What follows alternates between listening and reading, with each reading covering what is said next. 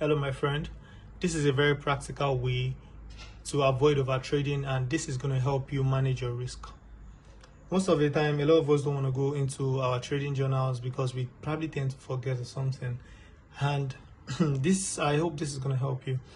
So now what you are going to do is find about 3 transparent jars or bottles, just something like this, then start to label them. The first thing you are going to do is label all, label maximum loss 1%, and then you label your win bottle.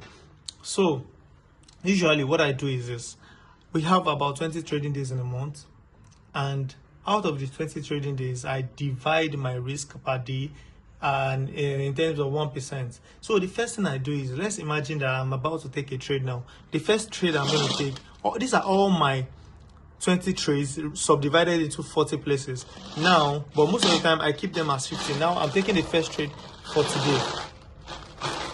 So we are now going to imagine that the first trade went into a loss. So now this is a loss. I have already lost about 0.5% of my account. Remember, I have just 2 trades for today, and the 1% is the maximum. Now I still get one more chance to live in the chart.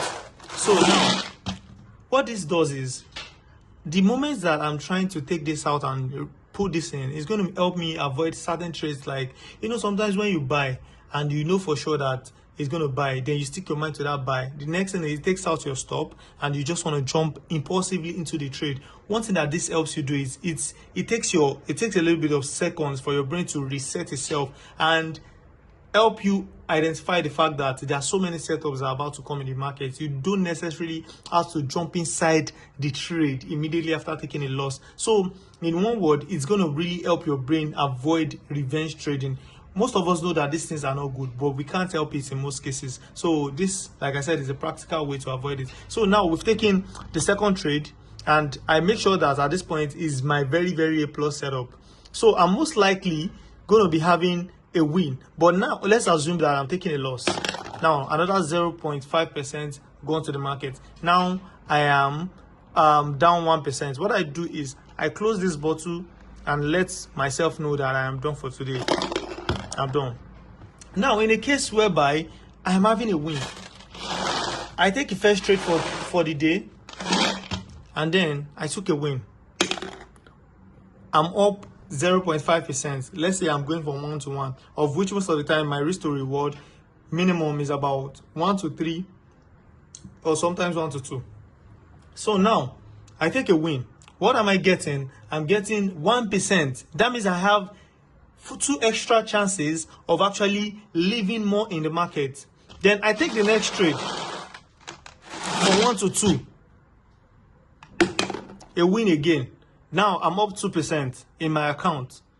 What I do is I go one last time, because these 2 wins has elongated my life. This win has elongated my chances and my life in the market. Now I take the last trade, and this be the last trade for the day. If it goes into win, I'm good. If it goes into a loss, then what am I going to be getting? Let's assume that this is a loss. I'm up 2%, and then it comes back to this level, and what I'm getting is I'm going up with my 1.5%. I am done for the day. So you repeat all of this every single day until the end of the month. So, and this is going to really help you a lot. So now at the end of the month, let's say this is our review. These are all of the trades. We've taken the entire trades over the month. Now we for sure are going to have some amount of losses and then some amount of wins, because losses are what? Inevitable. So at this point I'm going to be getting this. So this is my win for the month, and this is my loss for the month. Now this is going to visually give you a statistic ratio of your win rates. Now let's say this is about 40 and this is about 20 out of the 60 trades. It means that when you take a trade for 60 times, you are likely to win 40 times of 60, and you're likely to lose 20 times of 60. That means that you're already a profitable trader. That means you have more chances in the market and that's about, I guess that's like I think that's like 60% or 50% win rate or thereabout. Or yeah, 60% win rate. So you statistically know your win rate just by doing this practical show. Now another thing is, you might be the beats that you're having here, the beat balls that we're having here might be about 40, meanwhile this is about 20. And now if you go back to your profits, your P&L, and you see that you're on a positive side, it means that your risk to reward is actually very good. That means you are still on the good side. What you need to work on is work more on your win rate by actually back testing. And if both of these are even, I guess you are still on the winning side, because a decent win rate is about 35 or 33 win rate ratio. You understand? So 35% is a very decent win rate, as long as you have a good risk to reward. But let's look at it in terms of 50% win rate. That is very, very decent. So don't go ahead and be looking for 100% win rate, 70% win rate. No, 50 is decent. 40 is even decent, as long as you have good risk to reward. So when chasing the market, try as much as possible, be over just 1-to-1, just go 1-to-2. So on the days that you break even, what do? On the days that you break even, you let the ball go into the